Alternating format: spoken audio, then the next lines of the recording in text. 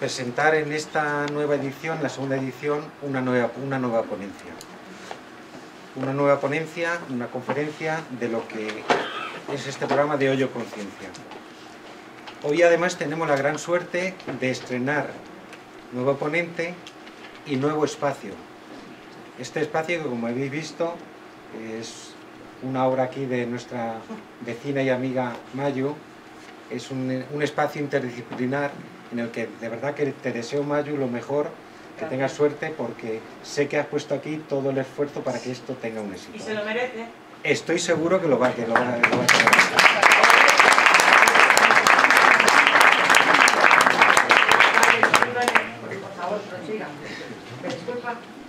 Mayu, que gracias por acogernos aquí en este espacio tan... Un placer, cuando queráis. Y vamos ya a lo que nos ocupa, que es la ponencia que tenemos hoy, en Hoyo Conciencia, que está a cargo de nuestro vecino vive en La Berzosa, hemos estado hablando un rato, estudió en el instituto donde yo estoy destinado, en el Diego Velázquez, o sea que como si nos conociésemos de hace muchos años.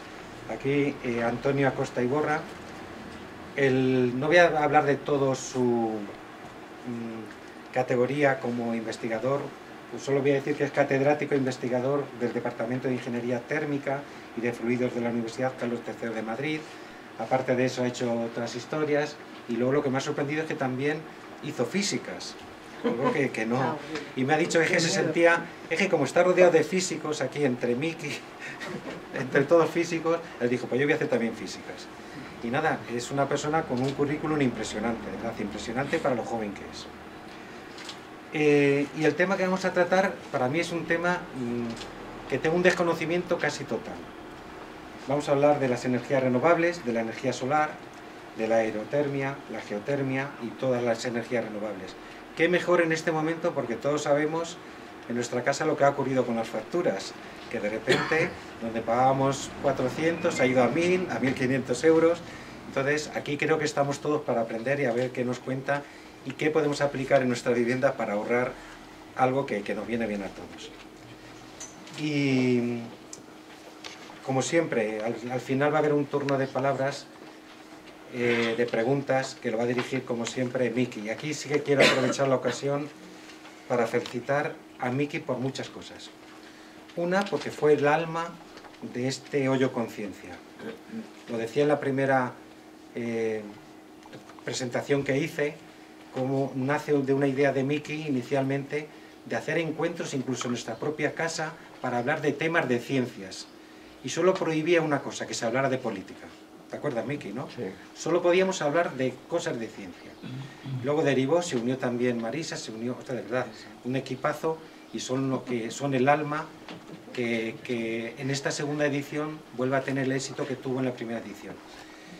Y Miki lo tengo que felicitar por otra cosa, porque como sabéis casi todos, recientemente, hace muy poco, le han nombrado director del Instituto de Micro y Nanotecnología, dependiente del Consejo Superior de Investigaciones Científicas del CSIC. Por lo tanto, Miki, de todo corazón, gracias por todo y enhorabuena por este nombramiento, que es algo que te mereces desde hace mucho tiempo. ¡Olé!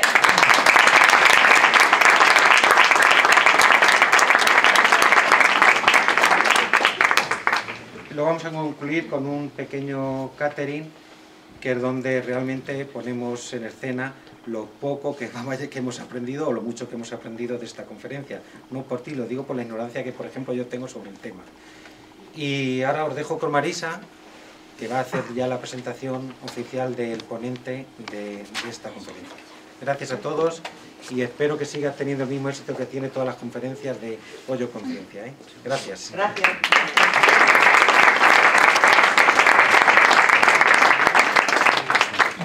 Me pongo aquí en medio. Bueno, mirad, si vengo a presentaros a Antonio Acosta es porque le conozco casi desde que nació. Llegó a Hoyo con 6 añitos y estuvo estudiando, y cuando la biblioteca de Caja Madrid estaba en funcionamiento, Antonio pasaba por allí a estudiar y he seguido de cerca un poco su carrera universitaria. Antes de presentaros así oficialmente, quiero agradecer este magnífico proyecto que tenemos en Hoyo, porque me siento muy orgullosa, porque la idea de Miki, genial, que nos llegó al ayuntamiento, el ayuntamiento nos acogió, Teresa, Miki y yo nos hicimos un grupo Yo Conciencia y todo bien, porque estamos aquí disfrutando de unos temas que desconocíamos, unas personalidades que vienen preparadísimos, los científicos que no teníamos idea, y estamos aprendiendo todos de materias y de temas que yo digo que eran desconocidos. Así que yo estoy muy contenta y muy satisfecha y me convierto de que esto se esté haciendo en Hoyo. Este es el segundo año, esperemos que tenga continuidad, y como os decía, es increíble que los científicos vengan desinteresadamente, sin ánimo de lucro, y que vengan aquí a exponernos sus teorías, sus estudios, sus trabajos, porque yo lo considero eso como lo que es ahora economía circular, donde lo que fluye son los conocimientos y nosotros nos aprovechamos. Así que me parece un proyecto de lo mejor que ha tenido Hoyo. Y bueno, también hasta ahora han estado viniendo reconocidos científicos del CSIC con un currículum espectacular, pero Antonio no deja de ser menos, y además es oyense, es joven, y por eso también hemos apostado un poco, porque esta conferencia y la siguiente, la del próximo día, la van a hacer oyenses que están también en la línea de estarse preparando. Son jóvenes, les hará falta todavía unos años para llegar a ser doctor honoris causa, pero bueno, estamos en ello. Antonio es catedrático, como decía bien Julián, de la Universidad de Carlos III, y luego tiene proyectos internacionales, ha estado trabajando en Marruecos, y sobre todo ahora el tema tan de actualidad. Ayer mismo llegaron a mi casa preguntando si quería poner paneles solares. Seguro que están haciendo un recorrido por el pueblo y les están ofreciendo, o sea que ahora cada uno podemos aprender y ver si nos interesa, si no nos interesa, y es el momento porque Antonio nos lo va a contar. Y nada más, deciros eso, que muy orgullosa de que este proyecto siga, muy agradecida por todos, y sobre todo también, como no, a vosotros, los escuchantes, que venís aquí y nos seguís de cerca. Unas veces vienen nuestros seguidores fijos y otras veces se suman otros que les interesa el tema. Y también hoy estrenamos, como ha dicho Sitio, este espacio de Mayo cultural, que esperemos que tenga un recorrido amplio y que sirva también para que todo lo cultural tenga cabida en Hoyo, porque con esto lo que sí vamos a intentar es aprender y procurar hacer que Hoyo sea un pueblo sostenible. Así que muchas gracias. Pues en primer lugar, muchísimas gracias por la presentación. Bueno, me he puesto casi rojo, tan generosa la presentación. Bueno, pues que simplemente es que es un honor estar aquí y contar lo que hago en mi día a día. Y también muchísimas gracias a todos los que estáis asistiendo a las charlas y por haber elegido... ¿Ya? ¿Qué tal? Ahora sí. Vale, voy a coger el micrófono. Por haber elegido también venir aquí en este espacio tan bonito y tan inspirador. Así que muchísimas gracias. Bueno, pues hoy vamos a hablar un poquito de energías renovables en general. Me voy a centrar en energía solar porque es a lo que me dedico. Y luego también podremos comentar las dudas que surjan al final, aunque no sé si sabré responder a todas, porque la energía renovable es muy amplia y yo solo trabajo en una parte. Bueno, pues como ha dicho Marisa, yo soy profesor de la Universidad Carlos III de Madrid y me dedico a enseñar varias asignaturas de termodinámica, energía, simulación, y mi actividad es la energía solar. Por eso vais a ver que me voy a enfocar más en eso. La presentación, y voy a iniciarla con un pequeño juego, ¿vale? Entonces aquí tenemos el consumo de energía primaria en la península, creo que también en las Canarias, creo que es de toda España. Y bueno, en primer lugar sabemos lo que es la energía primaria. La energía primaria es toda la energía que se consume en sus diversos usos, no solo la energía eléctrica, sino también la que consumen los coches en forma de combustibles, las fábricas, incluso cualquier cosa que funcione con energía estaría metida en este diagrama de Tartar. Entonces vemos que hay varios colores. Y tenemos a la derecha posibles vectores de energía o fuentes de energía primaria que van a ir asociados a esa tercera. Entonces, pues tenemos ahí en la lista de petróleo, carbón, gas natural, energías renovables, que es lo que nos ha ocupado, residuos no renovables, que serían, bueno, pues plásticos, etcétera, de los cuales podemos extraer también energía, y luego electricidad que importamos fundamentalmente de Francia. Entonces, bueno, la idea sería que arrancar esta presentación participando todos un poquito y a ver qué pensáis, ¿no? Entonces, en primer lugar, vemos que esa tarta tiene un pedazo muy grande, que es el 42,8% de nuestra energía primaria que consumimos en España, está ahí en color rojo. Y bueno, ¿qué pensáis? ¿Qué podría ser? ¿Energía nuclear, gas natural, petróleo? Importada. Bueno, importada, tengo que matizar, porque es cierto que se refiere solo a la eléctrica, porque va por cable. Va. Entonces, ¿qué pensáis? Residuos. Venga, pues voy a desvelarlo, casi, yo creo que la gente está muy encaminada, lo desvelo.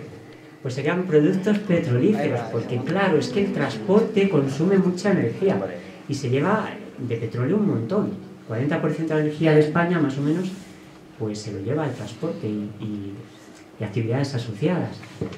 Vale, entonces luego, bueno, se me han destapado aquí el siguiente, el gris. Luego el siguiente sería gas natural, y es cierto, porque en España hay centrales de ciclo combinado para producción de energía eléctrica que consumen gas natural, pero sobre todo lo consumimos para calefacción, en algunas fábricas, somos grandes consumidores de gas natural. Y luego hay un 16% con 5 misterioso, ese pedacito verde, ¿qué pensáis? ¿Qué puede ser? Por aquí oigo nuclear.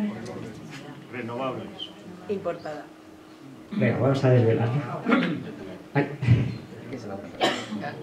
Estoy dando, ¿no es? Renovables, muy bien. Entonces es lo que nos va a ocupar hoy. El 16,5%, estos son datos de 2021, ha crecido, ha crecido.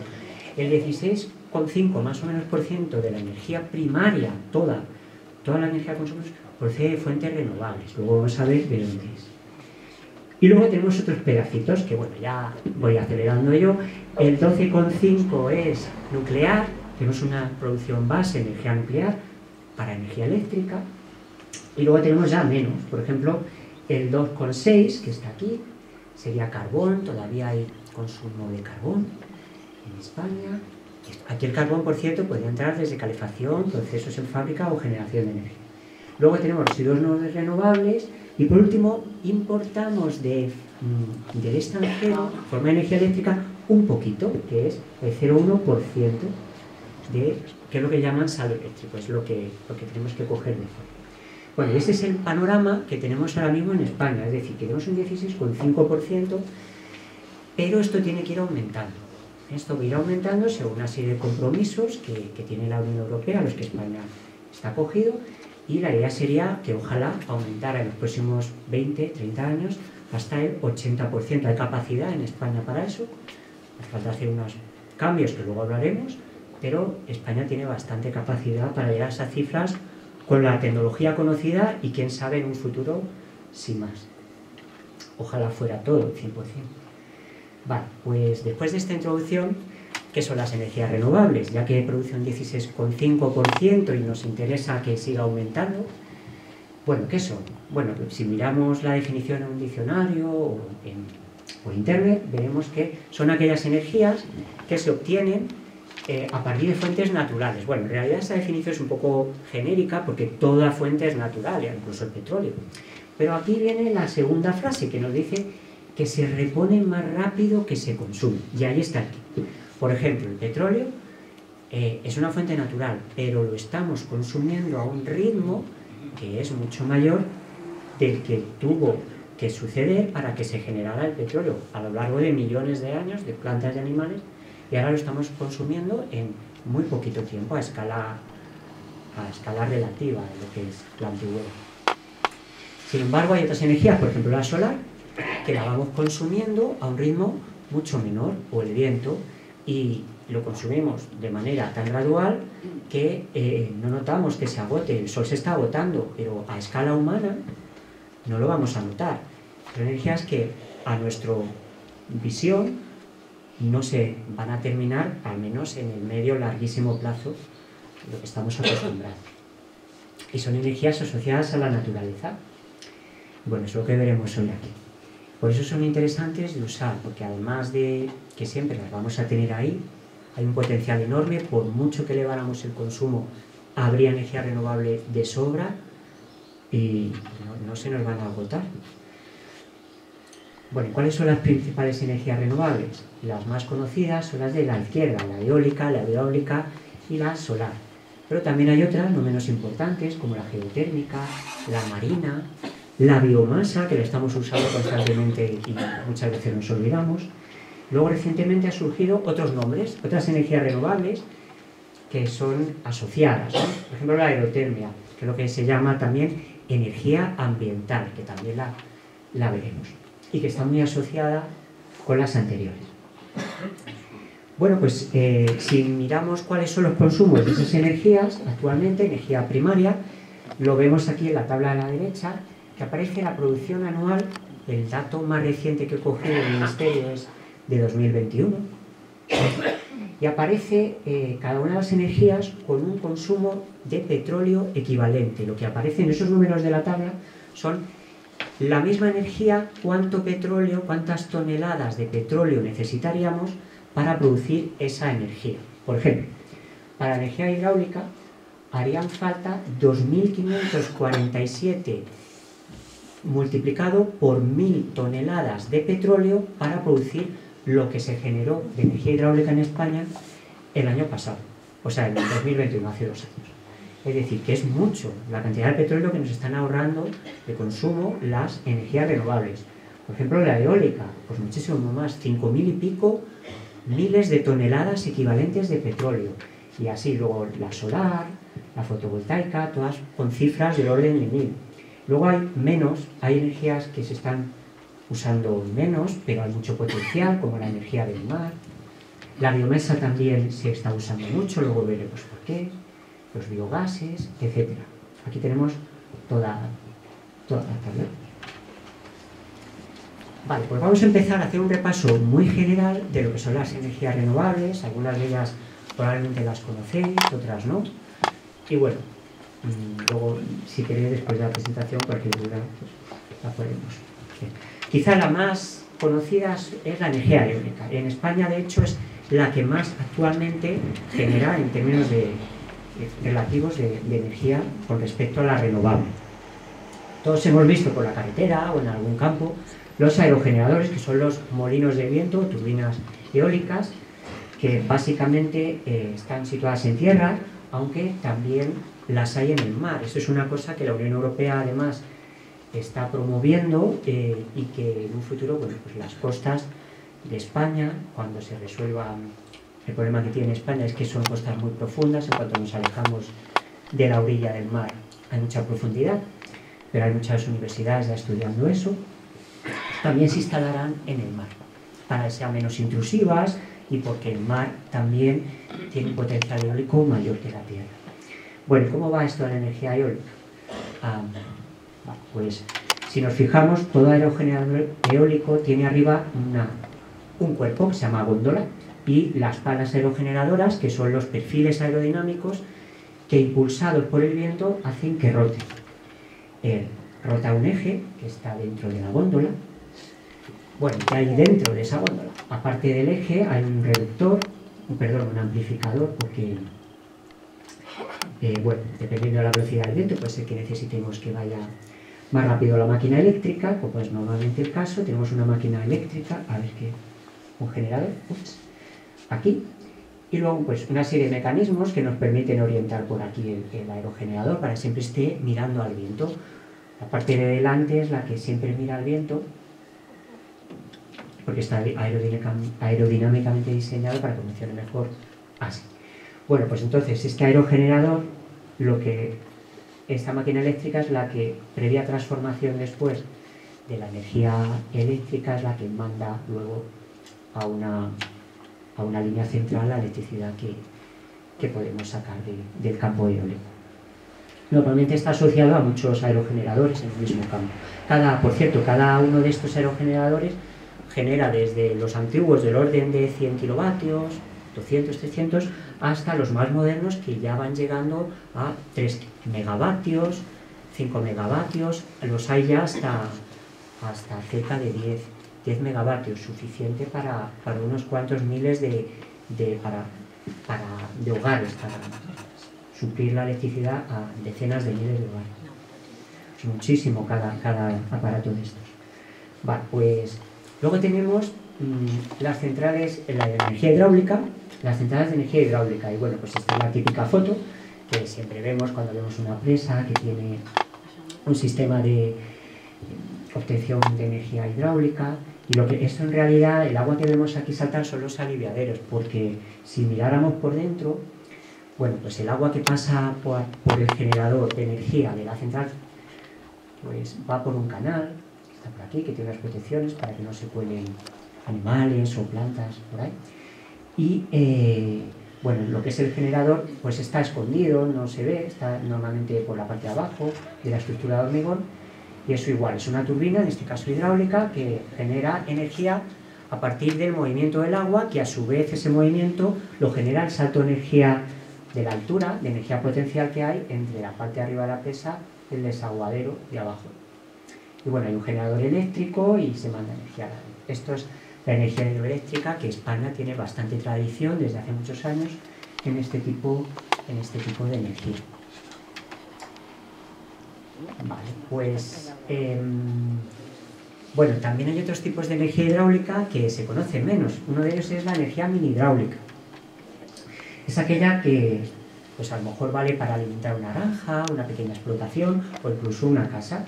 Se puede estar, por ejemplo, en un arroyuelo, se hace una bifurcación, se tiene aquí el mismo generador eléctrico que veíamos en la central, pero en chiquitito, y se saca parte de la energía.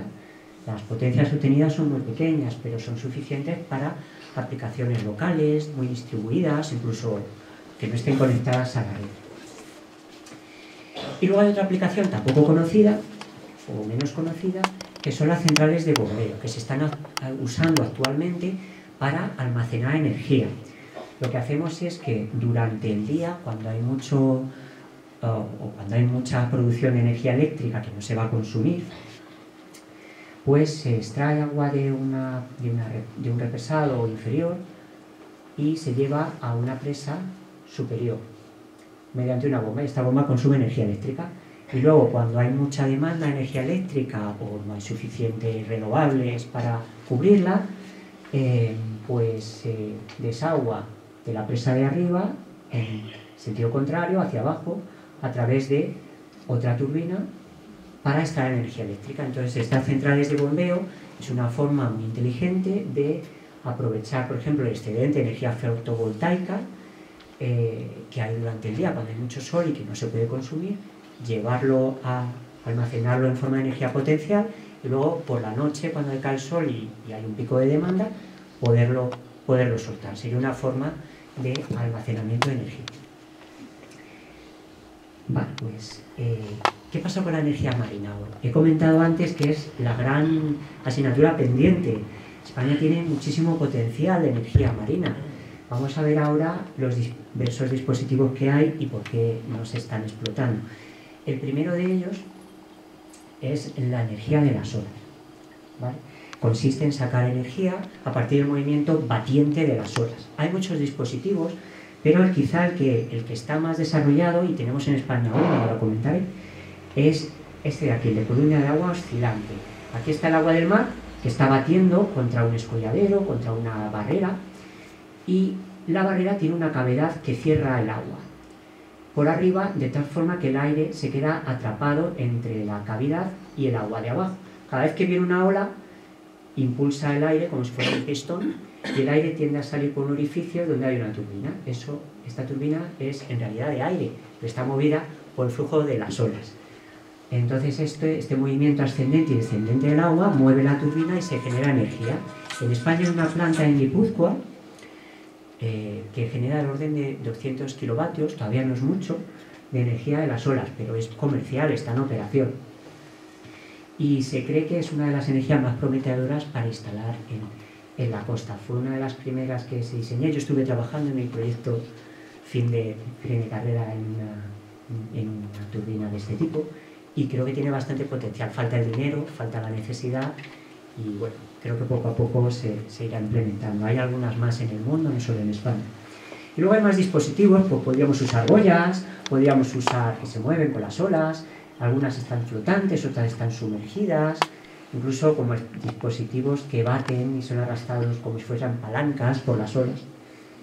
Y como digo, el mar tiene muchísima energía, el mayor potencial que tenemos en las costas es de las olas, pero está sin explotar, porque es muy difícil, se estropean los equipos, el ambiente marino es muy duro, y bueno, a lo mejor a alguien de la sala en un futuro se le ocurre algo como arreglarlo. Vale, y luego hay otros, de las olas hay más, por ejemplo, que son turbinas que se sumergen debajo del mar y aprovechan corrientes marinas. Por ejemplo, en el estrecho de Gibraltar, en España, también hay mucho potencial. Hay corrientes de entrada y salida del estrecho de Gibraltar,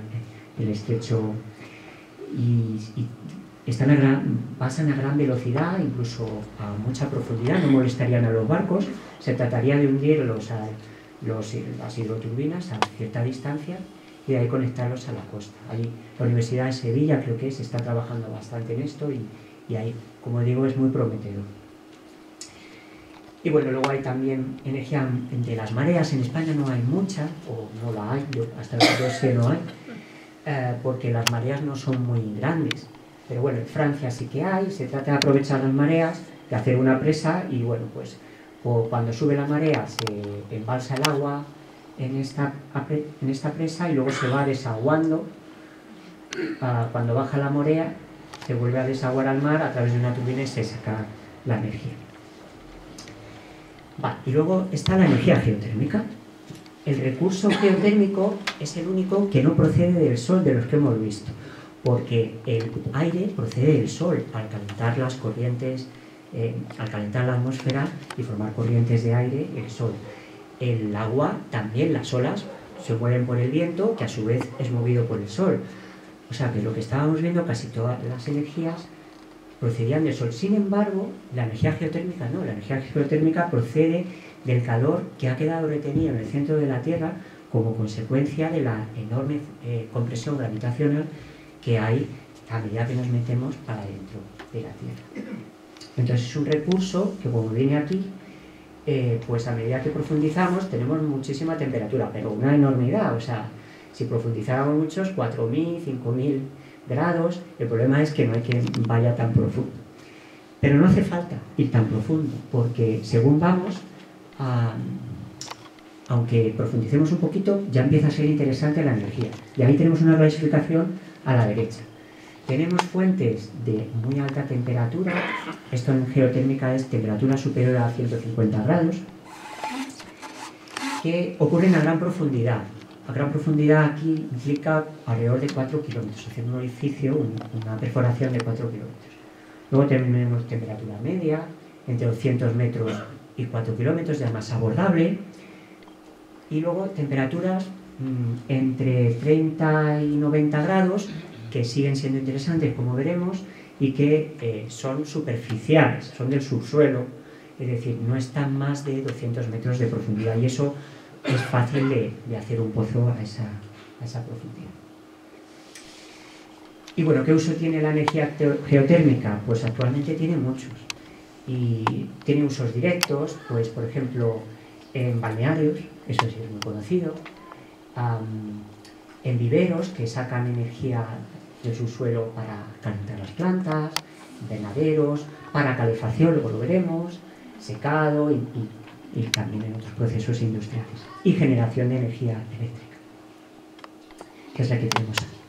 Entonces, la generación de energía eléctrica necesitamos profundizar un poquito más porque hace falta temperaturas más altas y, bueno, pues se hace un pozo, dependiendo de las fuentes termales que tengamos, tiene que ser más profundo o no, puede ser que demos con agua termal, en cuyo caso podríamos usar ese agua directamente y subirla, o si es un pozo termal seco, pues habrá que meterle el agua. El caso es que, sea como sea, sube agua caliente por aquí, se mete en un intercambiador de calor que calienta un ciclo, típicamente de vapor, pero este vapor ya no es el que sube a la superficie, el que sube a la superficie se vuelve a retornar para cerrar el círculo y no secar la fuente termal.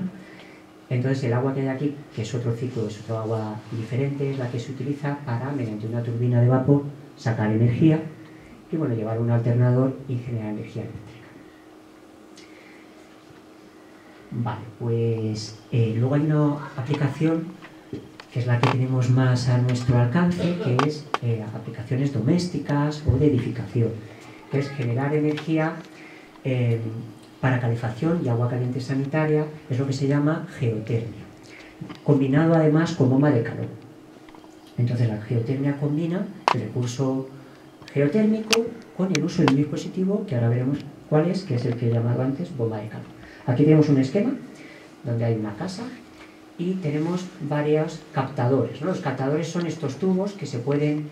Hay de diversas configuraciones, pueden ser captadores verticales, estos llegarían a más profundidad, más temperatura, puede haber más horizontales, como estos, que a lo mejor están a 1,5 metros, 2 metros de profundidad, intermedios, o incluso podemos sacar captadores horizontales de fuentes como por ejemplo embalses, agua que haya superficial. Y entonces lo que hacen estos captadores, metemos desde aquí, desde el origen del captador, se mete una corriente de agua relativamente fría, a 30 grados por ahí, y cogemos la energía térmica que hay del subsuelo. Y este agua está tratada, el fluido térmico es agua, como he dicho, y está tratada, no es agua que se pueda beber, entonces tiene que ir, porque si no, hay que tratarla para que no se estropee el captador, y, bueno, y además poner anticongelantes, etcétera, por si acaso. Entonces este agua pues se queda en un circuito cerrado, sube, caliente, luego le quitamos el calor, vuelve a bajar, está ahí en un circuito cerrado. Y luego este circuito cerrado calienta mediante un intercambiador de calor un depósito de agua que es el que luego llevamos para los usos de la casa que ahora veremos. Como digo, los usos son agua caliente sanitaria, pues el grifo, incluso potable, pero recordemos que la potable no es la que baja al captador, sino la que está en un circuito secundario independiente del agua que realmente bajamos al subsuelo. Se usa para calefacción y para refrigeración también, como luego veremos. Y para piscinas, porque hoy por hoy la ley no permite calentar la piscina con resistencias eléctricas o quemando gas natural, pero sí que podemos calentarla con una bomba de calor. La temperatura del subsuelo, una de las ventajas es que es muy estable, incluso aunque profundicemos poco, aunque sea invierno, enseguida llegamos a temperaturas por encima de cero, del orden de 10 grados, 15 grados, y eso ya es suficiente para que funcione la bomba de calor. Ahora lo vamos a ver. Además es muy ventajoso combinarlo con otras tecnologías renovables, por ejemplo la fotovoltaica, y puede ser también adecuado cambiar, si queremos usarlo para la calefacción, en lugar de poner radiadores, poner otras tecnologías más recientes como son los suelos radiantes. Luego os diré por qué. Vale, y entonces he comentado que la geotermia usa una máquina que se llama bomba de calor. ¿Qué es una bomba de calor? Pues es como el frigorífico de casa, pero funcionando al revés.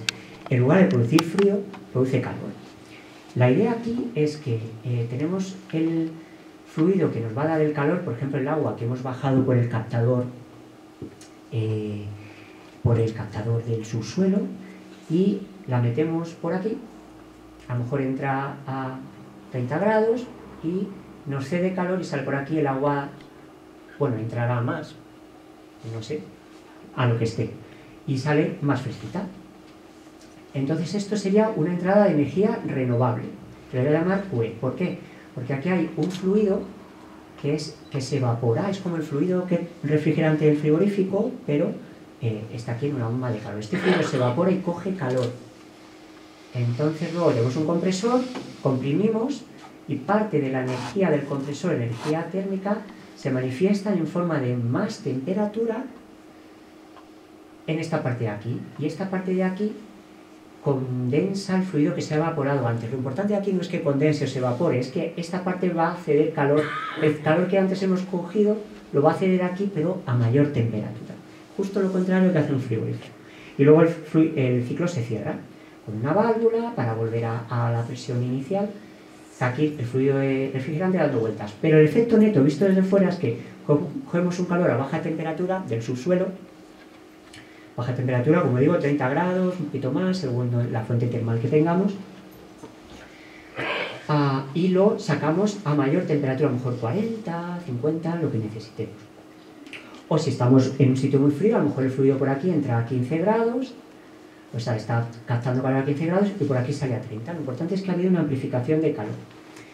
Entonces, esto nos define lo que se llama la eficiencia de las bombas de calor, que es un parámetro que cuando vayamos a comprar una instalación geotérmica conviene mirar, que nos dice cómo de bien está trabajando el sistema, ¿no? Entonces nos dice el calor útil, que es el que entra a la casa, que es el que liberamos a alta temperatura por aquí, que lo usaremos para calefacción, agua caliente sanitaria, lo que queramos, dividido, esto es el efecto útil, dividido por lo que nos ha costado que funcione. Y aquí está la maravilla de las bombas de calor.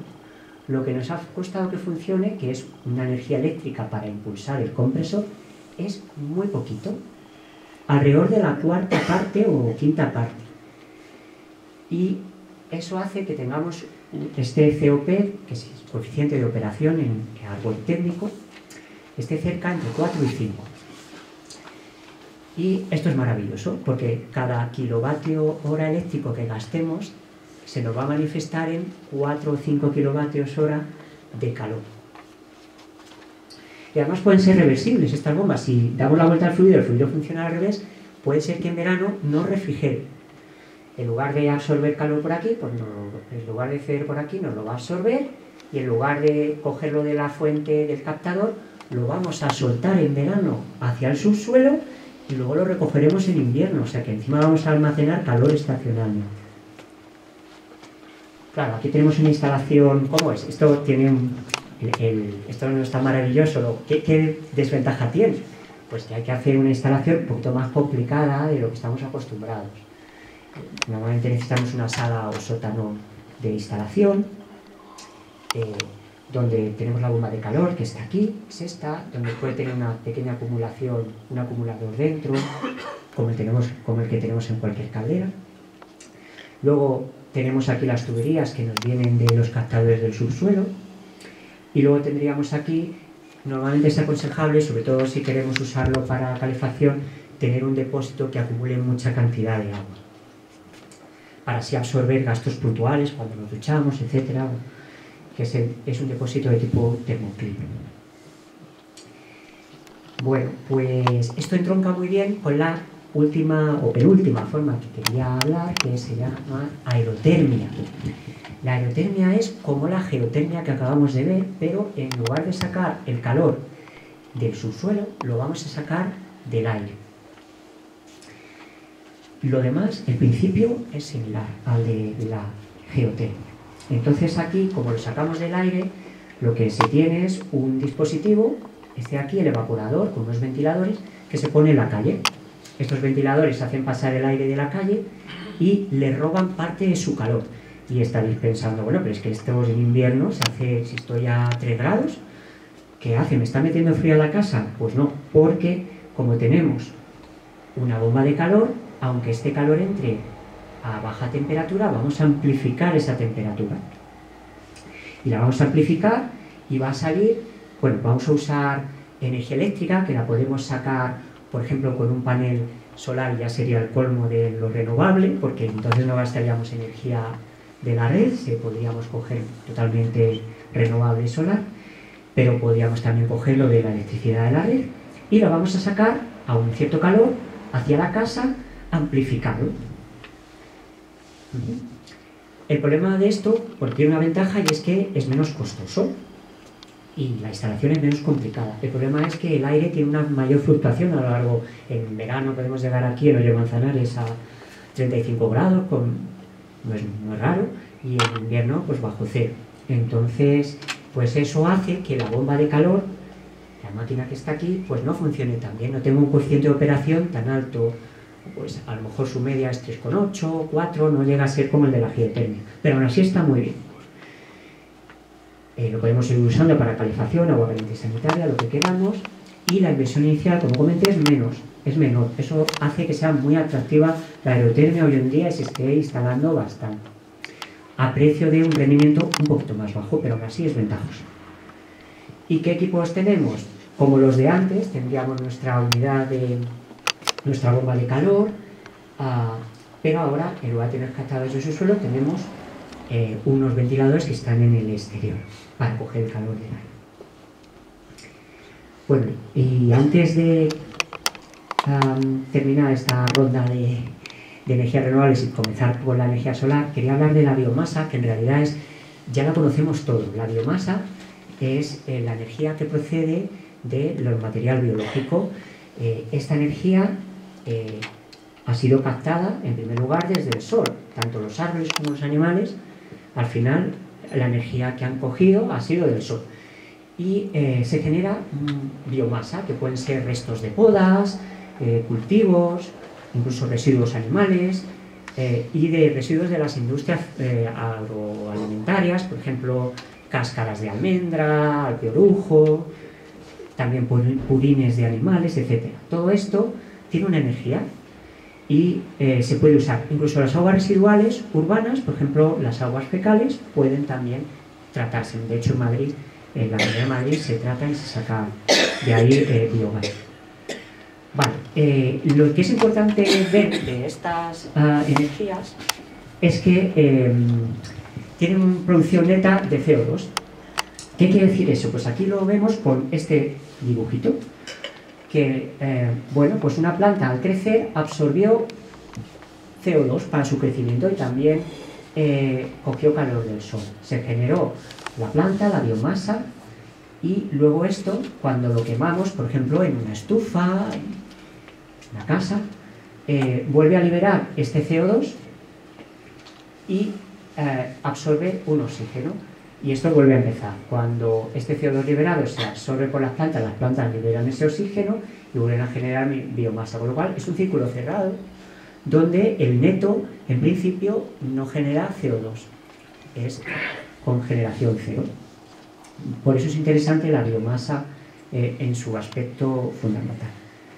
Vale, ¿cómo se aprovechan? Pues se aprovechan en forma de pequeñas estufas, con pellets, como tenemos ahí arriba, o para generar electricidad en plantas que queman esa biomasa, para generar biocarburantes, biocombustibles. Por ejemplo, en Europa la gasolina tiene un porcentaje de bioetanol que se ha generado a partir de plantas, y el diésel también tiene otro porcentaje de biodiesel.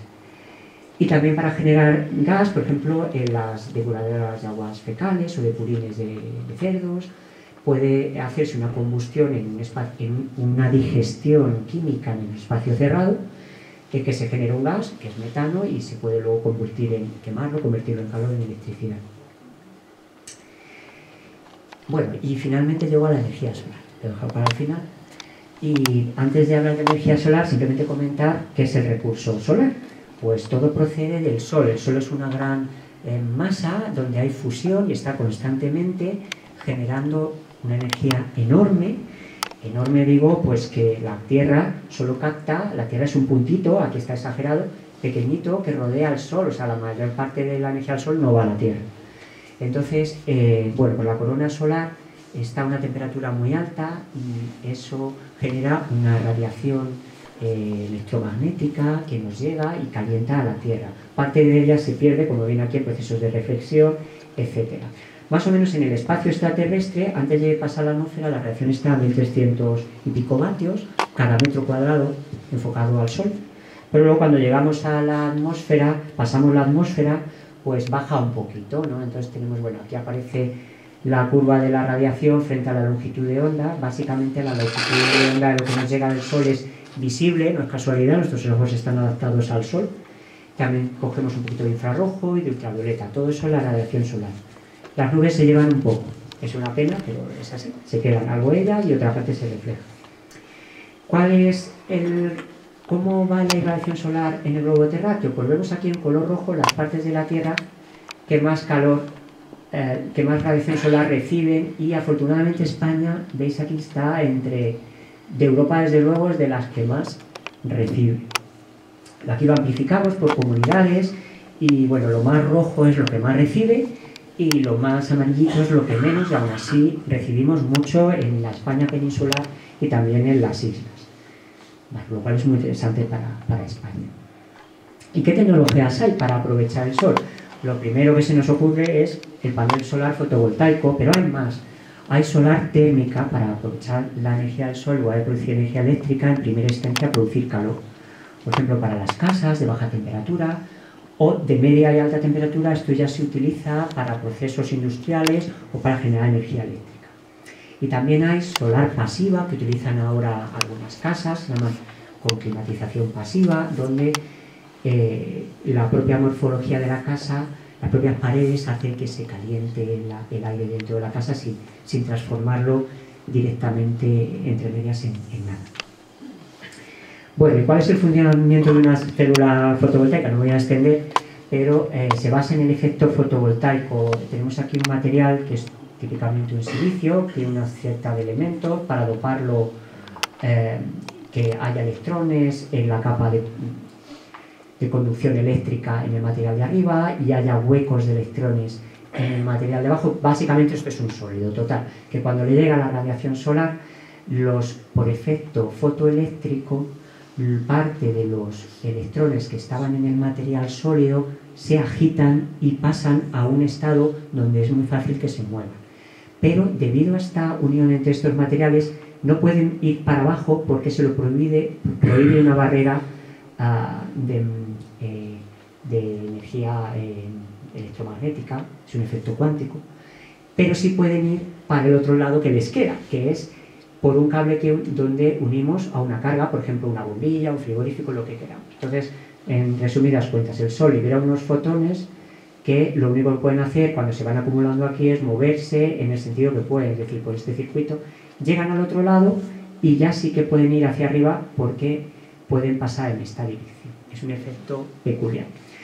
Entonces, bueno, pues hay muchos tipos de células fotovoltaicas, las monocristalinas, que son las que mejor funcionan, que se pueden distinguir porque tienen una forma así que es un poco angulosa por las esquinas y son muy oscuras. Luego las policristalinas, que son las más comunes, y que bueno, son un poquito grisitas, y luego hay unas más raras, que son amorfas, que se pueden doblar, que tienen un rendimiento un poco peor. Y bueno, las prestaciones de estos paneles, pues dependiendo de la radiación solar, lo máximo que podríamos llegar aquí en España podrían ser 1000 vatios metro cuadrado, eso es lo maximísimo. Pues si tenemos más vatios, como en esta gráfica, pues nos va a dar más corriente, y si tenemos menos, pues nos va a dar menos. Hay unas gráficas que nos ayudarían a predecir, en función de la irradiación, qué corriente vamos a tener. ¿Cómo se instalan estos paneles fotovoltaicos? Pues a nivel doméstico, típicamente en los tejados, porque con una cierta inclinación, porque ya sabemos que el sol en verano está muy vertical, en invierno está más inclinado.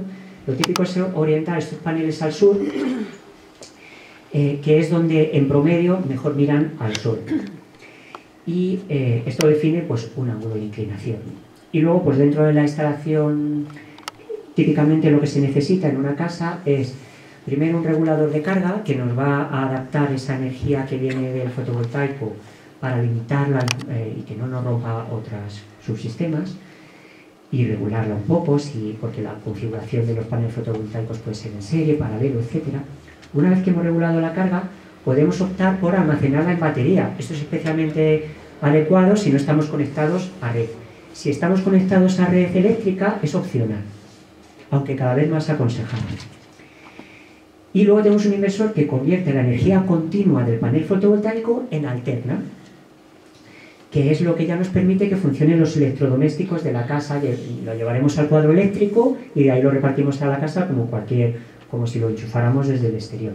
Si estamos conectados al exterior, es una instalación no aislada. Además tenemos un medidor de lo que producimos, tanto de lo que nos entra desde el exterior como de lo que sacamos nosotros, porque ya sabéis que la energía eléctrica excedentaria ahora mismo en el mundo, casi en todos los países del mundo, puede ser vendida al distribuidor eléctrico si nos sobra, y entonces tenemos un contador que nos computa lo que sacamos para afuera y lo que nos absorbemos para adentro. Y luego tenemos la conexión a la red. Estos dos últimos aparatos es y la instalación es no aislada. Eso es la instalación fotovoltaica. Luego se ha comentado que había también solar de baja temperatura, que típicamente son los colectores que vemos encima de las casas, que tienen como un depósito. Esto es para producir agua caliente entre 55 y 70 grados. Lo que hay dentro de este depósito es agua, no es la que se usa en la casa, es un agua también con un anticongelante, con un propilenglicol. Y este agua pasa por unos tubos que están escondidos dentro de este panel plano y se calienta por el sol y calienta el fluido que está en este depósito. Cuando se enfría, porque lo usamos, pues vuelve a pasar otra vez por este colector. Hay de muchos tipos, está el que os he comentado de la derecha, de la izquierda, que es plano, pero también hay de tubos de vacíos, donde en lugar de haber un colector plano tenemos unos tubitos, donde se hace el vacío entre el agua de los tubos que va por dentro y el exterior para minimizar las pérdidas de calor. Esto permite que la temperatura suba un poquito.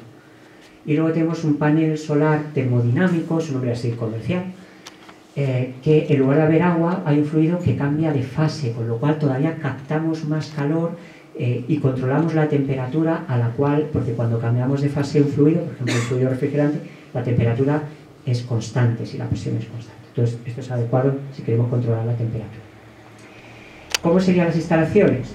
Pues muy parecidas a la fotovoltaica de cara a la geotérmica, pero con algunos cambios. Tendríamos el panel fotovoltaico arriba en lugar del captador geotérmico y luego un intercambiador de calor que puede ser un depósito del cual sacamos el agua que va a la calle. Como he comentado antes, el agua que circula por los paneles térmicos no es la misma que la que lo usamos dentro de la casa. Hay un intercambiador de calor que nos separa el agua del primario del secundario, que es la que realmente usamos.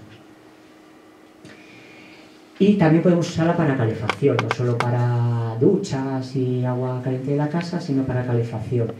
En ese caso es aconsejable el uso de suelo radiante, aunque no es necesario 100%. ¿Por qué? Porque en la temperatura del agua que sacamos con el colector solar puede ser que no sea muy elevada.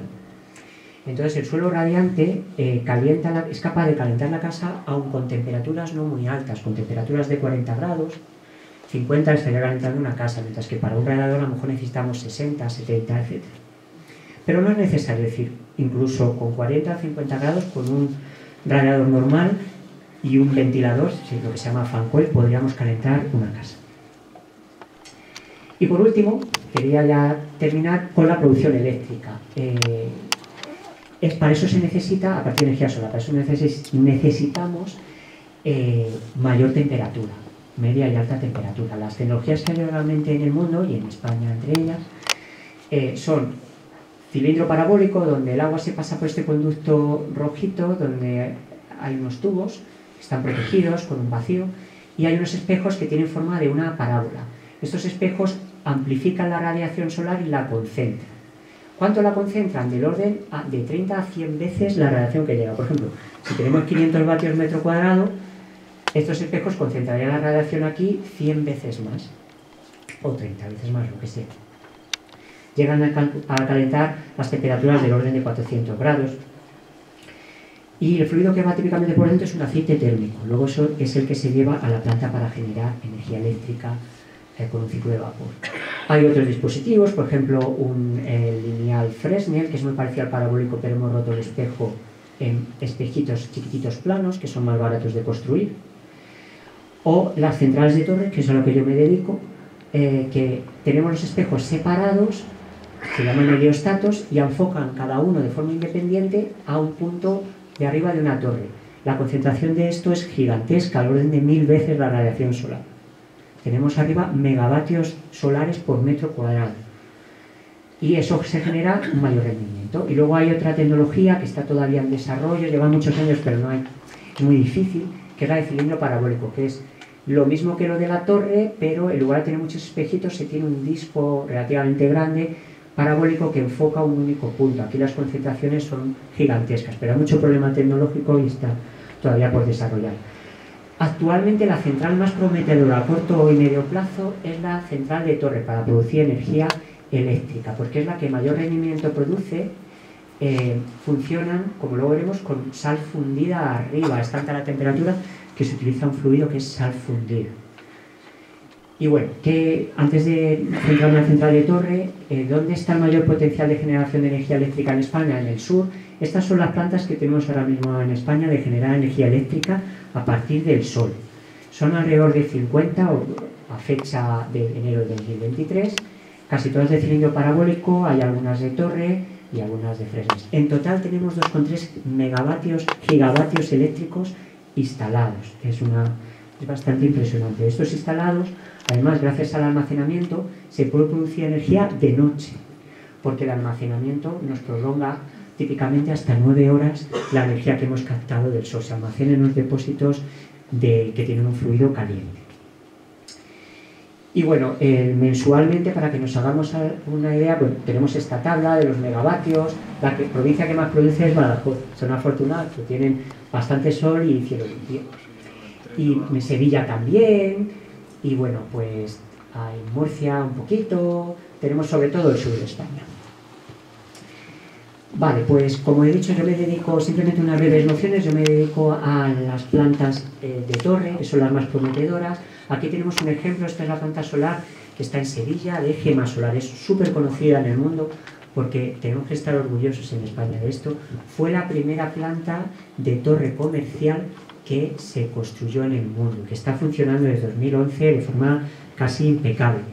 Genera alrededor de 20 megavatios, suficiente para dar la luz a 25.000 casas, 25.000 familias. Es gracias a la ingeniería de España, también estuvo la agencia internacional metida, los americanos, y es una cosa que la gente no sabe y es verdaderamente impresionante. Bueno, esta planta, como os he dicho, tiene todo esto, es un cambio de heliostatos que enfocan, siguen al sol y enfocan hacia la parte de arriba de la torre, donde hay una sal fundida que coge el calor y luego lo llevamos a un ciclo. Esta planta en particular tiene 15 horas de almacenamiento. Ha habido días, sobre todo cuando hay más insolación, que está a las 24 horas funcionando. Eso no lo pueden hacer los paneles fotovoltaicos. Y bueno, la torre es impresionante, mide 140 metros y tenemos 2000 y pico helióstatos. El ciclo es de vapor. Bueno, a raíz desde que se construyó esta planta ha habido más que se han construido. De hecho, esta que tenemos arriba a la izquierda se construyó un poquito antes, esta es de vapor, es una generación intermedia, produce menos potencia, pero el resto que muestro aquí pues están repartidas por todo el mundo. Está en Estados Unidos, esta está en Marruecos, que estuve recientemente, y justo, esta es una foto mía, y dio la casualidad que había una tormenta de arena tremenda con nubes y salió este cielo fatal. Y luego están en China, etc. Están ya repartidas por todo el mundo y van creciendo.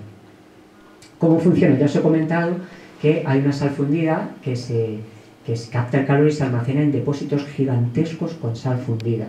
Y luego esta sal se saca del depósito caliente y se lleva a un ciclo de vapor para calentar agua y generar energía eléctrica. Y luego la sal ya enfriada quiere decir a 290 grados, o sea, sigue estando líquida, muy caliente, pero menos, se almacena en este depósito. Ese es el funcionamiento. Una idea de las dimensiones, por ejemplo, en esta planta estadounidense, tendríamos, esto es visto desde arriba, desde Google Earth, y se ve la planta. ¿Cuánto mide esto?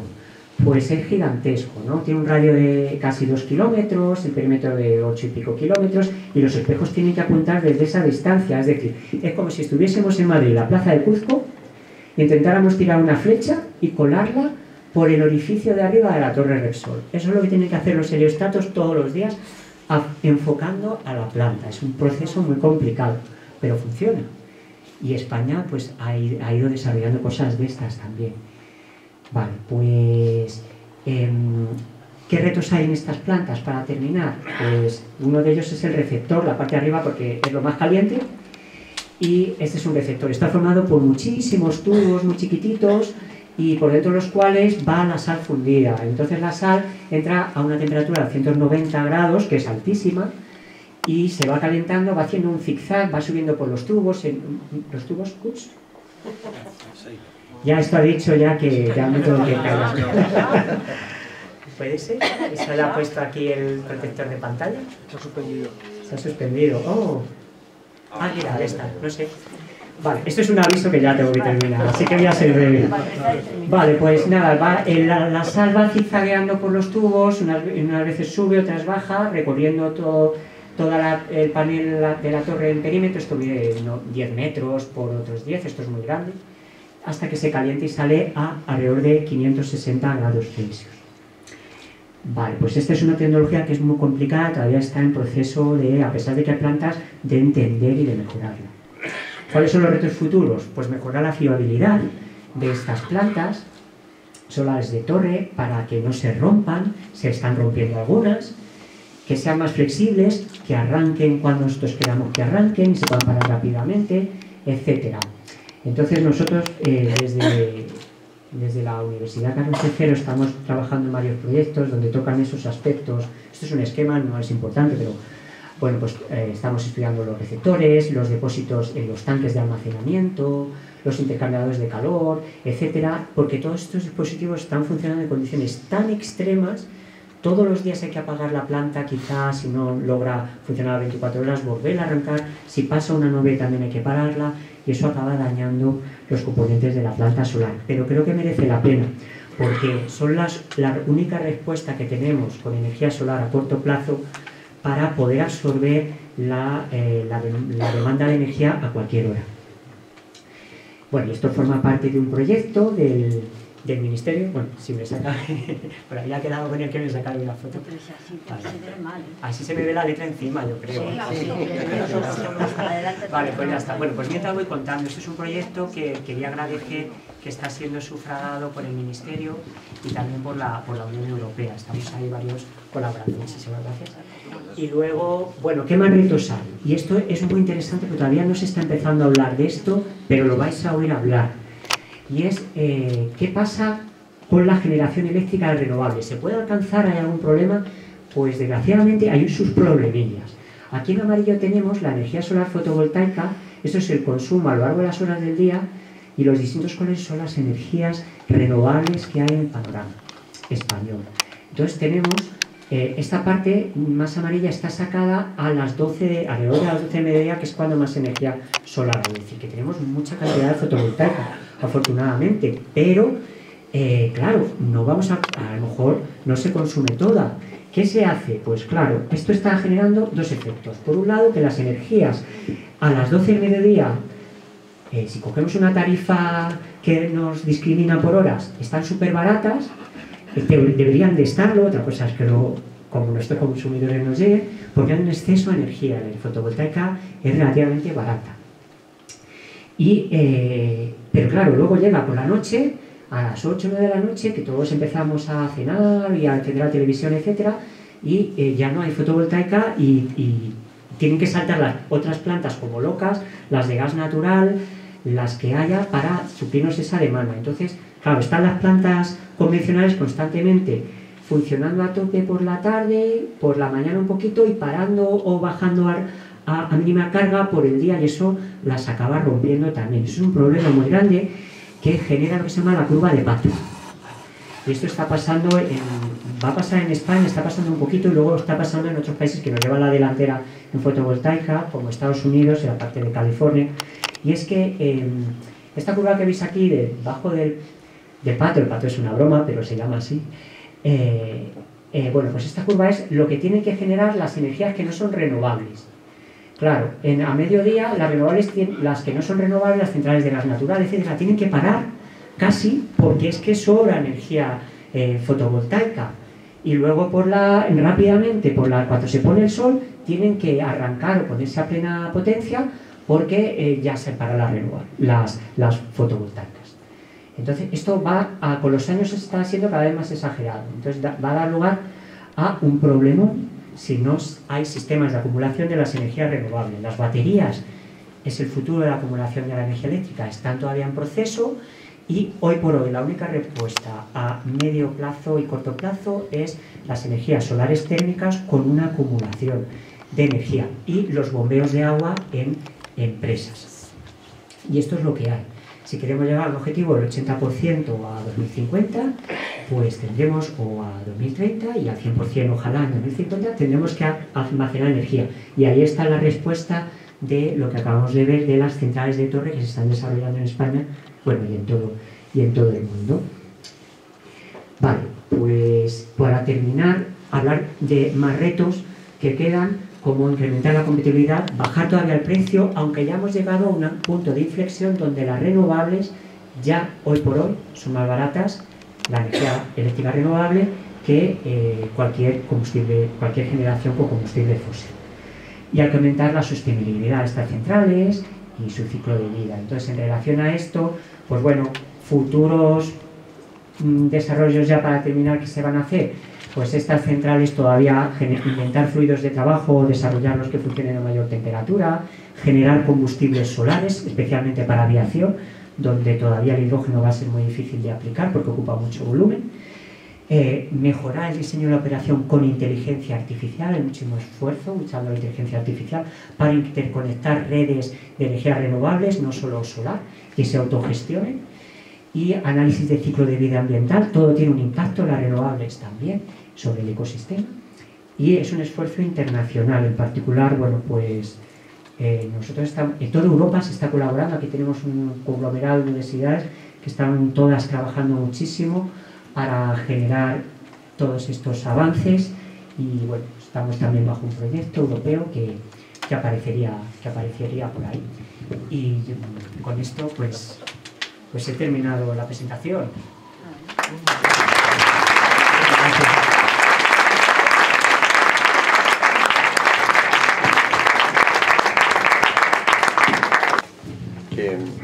Muchísimas gracias y enhorabuena por la presentación, porque para hacer algo tan asequible hay que saber mucho y te felicito. Entonces, como sabéis, ahora pasamos a un breve turno de preguntas y respuestas. Como siempre digo, por favor, pregunta breve, respuesta breve, no establecer diálogos, que para eso luego tenemos el acto social. Así que quien quiera hacer alguna pregunta. Gaspar. Has hablado de las centrales estas de torre, y yo sé de una que pensaba que era la más famosa, la más potente, es la que hay en Almería. ¿Puedes decir algo? Pues muy buena pregunta. Sí. Pues muy buena pregunta. Efectivamente, en Almería está lo que se llama la plataforma solar de Almería. Otro gran instalación de que España tiene que sentirse orgullosa. Desde los años 80, desde finales de los 70, se han ido desarrollando ahí varios tipos de centrales. Una de ellas es una central de torre. Y hasta la primera década del 2000 fue la mayor que había en España, y lo que pasa es que fue superada por la central de Gema Solar, la de Sevilla. No obstante, en la plataforma solar, aparte de las de torre, hay otras instalaciones experimentales impresionantes, llevan de todo el mundo dispositivos para estudiar. Está España, está Alemania metido, el DLR, muchos organismos internacionales, o sea que como instalación súper singular, y es verdad, es muy importante. Pero está sin conectar a la red, simplemente para investigación científica. Marisa. Mira, como el Google es muy listo, pues sabía que venía yo a esta charla hoy, me ha metido una noticia y me dice que los paneles solares tienen ya su tiempo contado, porque están inventándose tejas que serían de almacenamiento solar. ¿Sabes algo? Sí. Bueno, es que estamos acostumbrados a ver el panel fotovoltaico como el panel plano que se pone en los tejados, pero claro, esto hay que avanzarlo. Y ya hay de todo, desde tejas solares, suelo solar, paneles para poner en vertical, de tal forma que incluso en un edificio de viviendas, de pisos, podamos poner en la fachada, siempre que nos deje, panel fotovoltaico, e incluso ventanas fotovoltaicas para oficinas, etcétera. Entra la luz, pero al mismo tiempo vamos captando parte de energía solar. Si el futuro va a ser cogerlo de cualquier sitio, la energía solar. Gracias. Gaspar. Sí. Respecto a la acumulación de energía, ¿cómo es el tema de generación de hidrógeno como sistema para circular el... Vale, sí, el hidrógeno es otro vector energético. Antonio, perdona, ¿puedes repetir la pregunta? Que es que no se oye. Sí, bueno, me han preguntado una pregunta muy interesante sobre ¿Qué pasa con el hidrógeno? ¿La generación de hidrógeno puede ligarse a las energías renovables? Sí, y de hecho sería lo ideal. Actualmente el hidrógeno al que podemos tener acceso en España, casi todo desgraciadamente, procede del reformado de combustibles fósiles. Es una pena, pero lo que se quiere hacer, sobre todo promocionado a nivel mundial y por la Unión Europea en particular, es que sea hidrógeno verde, o mejor dicho, hidrógeno de origen renovable. Entonces el hidrógeno es un gas que puede usarse luego para procesos en una fábrica, donde, por ejemplo, en una acería, en una cementera, y para producirlo podemos usar energía eléctrica renovable, por ejemplo, mediante hidrólisis. Y además, como bien se ha comentado, no podríamos almacenarlo para luego usarlo como almacenaje de energía y produciendo hidrógeno, y cuando se ponga el sol o cuando haya un valle de energías renovables, poderlo reutilizar haciendo un proceso inverso, por ejemplo, quemándolo. Sí, el hidrógeno es bastante importante. ¿Cuál es el rendimiento? Lo que pasa que, claro, a nivel global el rendimiento todavía no es bueno. Es decir, si nosotros optamos, por ejemplo, por almacenar la energía solar, fotovoltaica o termosolar, en hidrógeno vamos a tener dos pérdidas. La primera pérdida va a ser en la generación del hidrógeno, de lo que se llama, por ejemplo, la hidrólisis del agua para sacarle la energía. Hay otros procesos, pero el hidrólisis es el más normal. Eso ya nos va a bajar de cada kilovatio hora que metamos de electricidad para generar hidrógeno, no vamos a obtener un kilovatio hora de energía, de poder calorífico del hidrógeno que potencialmente extraeríamos si quemáramos ese hidrógeno. Se nos va a quedar parte de energía entre medias antes de producir el hidrógeno, porque el proceso de hidrólisis hoy por hoy es súper ineficiente y queda mucho por investigar. Pero es que luego hay otro gasto escondido del hidrógeno que es otro reto, y es que el hidrógeno como tal tiene muy poca densidad y hay que presurizarlo y hay que comprimirlo con unos compresores, y eso también gasta energía. Entonces eso es un problema, eso es un reto que hay que resolverlo, y bueno, pues está ahí para todo el mundo que lo quiera pensar. Total, que el balance neto pues es relativamente todavía no muy bueno, pero aún así hay actividades donde el hidrógeno renovable va a ser necesario. Por ejemplo, como he comentado antes, unos altos hornos, donde no podemos generar calor con una resistencia eléctrica, porque no hay resistencia eléctrica que resista esas temperaturas. La única forma va a ser, si queremos tener el alto horno 24 horas funcionando, va a ser quemar hidrógeno, si queremos usar con energía renovable. Y si queremos usar energía solar concentrada, solo lo podemos hacer durante el día. Así que sí, el hidrógeno va a ser importante en sus campos, aunque quedan muchos retos todavía. Sí. Sí, en algunos países europeos como Francia la energía nuclear se considera verde. Ya Sí. sé que es muy polémico, quería saber tu opinión. Bueno, es un nombre nada más. La verdad es que verde depende de lo que uno considere verde. Es verdad que como tal no genera directamente CO2, habría que ver el CO2 que se genera indirectamente para construir lo que es la central, transportar los residuos y sobre todo enriquecer el uranio. Pero es verdad que directamente no ha generado CO2, y si a eso le llamamos energía verde, podría considerarse verde. Pero no es renovable, porque mucha gente piensa, por ejemplo, que de uranio hay reservas, quedan muchísimas, y las reservas probadas de uranio son de 200 y pico años, no hay más. Es decir, si nos pusiéramos a consumir uranio todo, porque basáramos nuestra energía en la fisión nuclear, pues se iba a acabar muy pronto. O sea, 200 años es pronto desde el punto de vista humano. Y lo que es peor, cada vez va a costar más extraerlo. Porque es verdad que hay uranio para 200 años, pero es como el petróleo. Hay petróleo para muchísimo tiempo, pero es que cada vez cuesta más. El torio, hay otros isótopos. Y luego se puede usar otros isótopos, incluso reciclar. Carlos Rubial, el premio Nobel de Física, propuso hace tiempo pues un ciclo que reciclaba, usaba otros isótopos y reciclaba parte del material nuclear. Eso prolongaría un poco es verdad, eso prolongaría un poco la vida.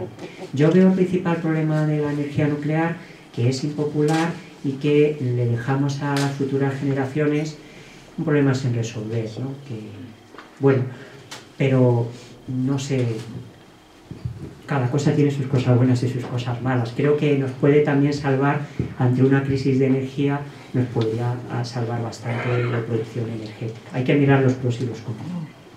Muchas gracias. Óscar tiene una pregunta. ¿Qué hay sobre la fisión nuclear que últimamente está muy en Sí, desarrollo? a ver, esa es la gran apuesta del futuro. Yo soy muy optimista por naturaleza y pienso que en 20 años la vamos a tener.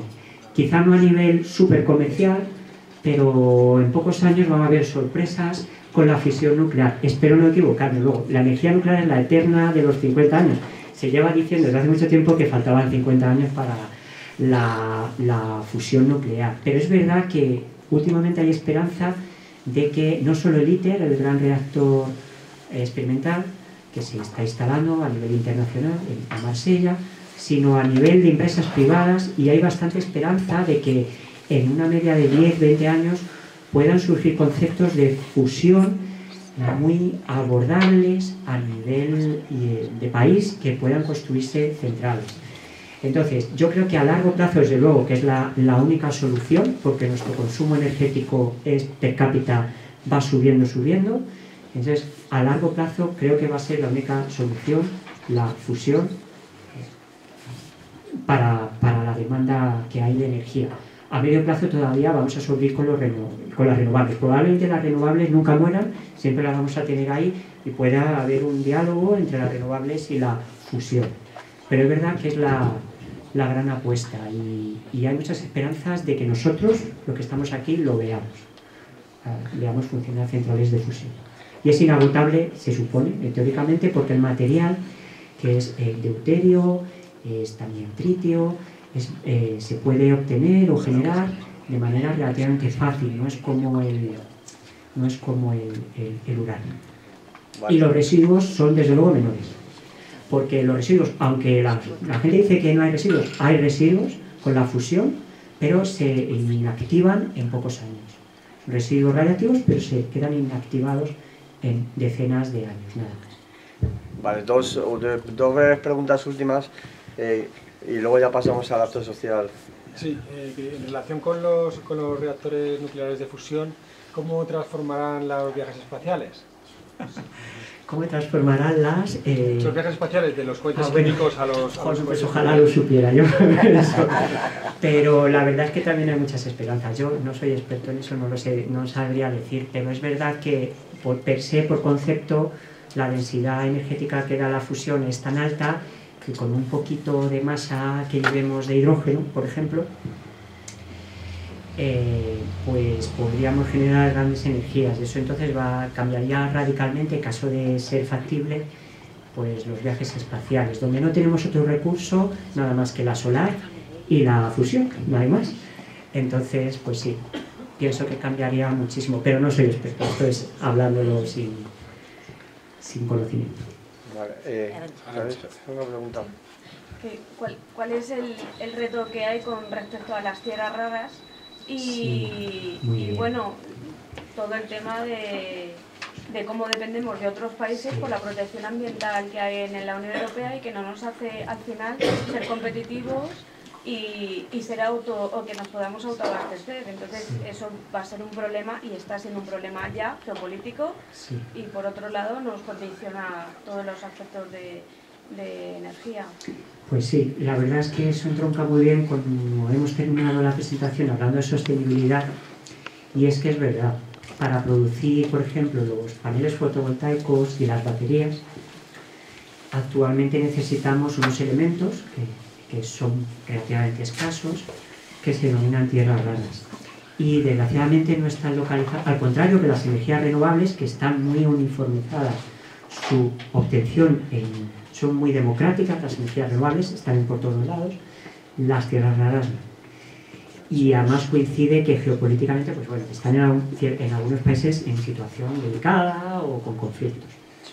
¿Cómo afecta eso? Bueno, pues hay muchísimos esfuerzos para ir eliminando poco a poco las tierras raras a la mayor parte posible de baterías, de paneles fotovoltaicos, etc. También es verdad que hay una leyenda negra de las energías, por ejemplo, los paneles fotovoltaicos, pensando que en su producción se contamina mucho. Hace tiempo podría ser que los controles ambientales no fueran buenos y se contaminaran, pero hoy por hoy, incluso en China, donde se fabrican la mayor parte de ellos, desgraciadamente, en Europa hemos perdido la industria de eso, la contaminación que se cree que se está produciendo no es muy alta, hay mucho gasto de agua, gasto de silicio, por supuesto, pero de tierras raras, la cantidad que hay de tierras raras en estos materiales no es muy alta y se estima que no va a suponer un problema de contaminación ni siquiera de agotamiento de cara a los paneles fotovoltaicos. De cara a las baterías sí, hay mucha inquietud por elementos como el cobalto, etc., pero también hay mucha investigación para eliminarlos por otros materiales. ¿Por qué no se está haciendo en Europa y en España? Por una razón de costes nada más, yo pienso. Es verdad que la normativa medioambiental es estricta, pero yo creo que, en mi humildísima opinión, no es lo que está evitando que se generen aquí las plantas, sino más bien los costes de producción. No podemos combatir con unos costes de producción de terceros países, donde tienen las tierras raras además súper cerca, etc. Pero es otro reto que tiene que afrontar Europa y de hecho hay una parte de la estrategia europea es generar componentes, microchip, células fotovoltaicas, baterías en la propia Europa para evitar tensiones sociopolíticas que puedan aparecer. Y es un problema sin resolver. Bueno, pues vamos a terminar ya esta parte agradeciéndole al ponente la charla tan estupenda que nos ha dado y pasamos a la acción social.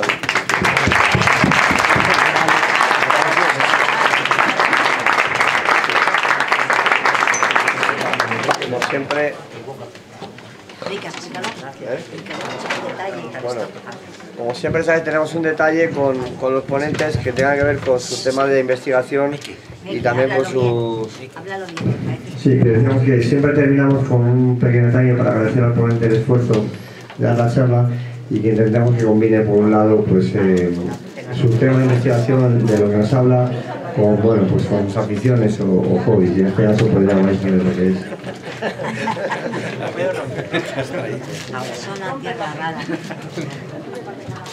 Bueno, al final he roto el papel, esto no es nada de reciclable ni de renovable, pero bueno, lo siento. Estamos nerviosos. Ay, qué bien. Esto no sé lo que hay. Qué nervios. Ay, qué bonito. Bueno, ¿sabéis lo que es esto? Son unos paneles fotovoltaicos porque además tienen, no se aprecia por detrás, pero tiene un elemento guía que, o sea, es de lo que se llama que se mueven a dos ejes, ¿no? Que puedes orientarlo en una dirección y otra. Sí, sí, y además con el logo de Rollo Conciencia y la tortuga, ¿cómo no la he visto?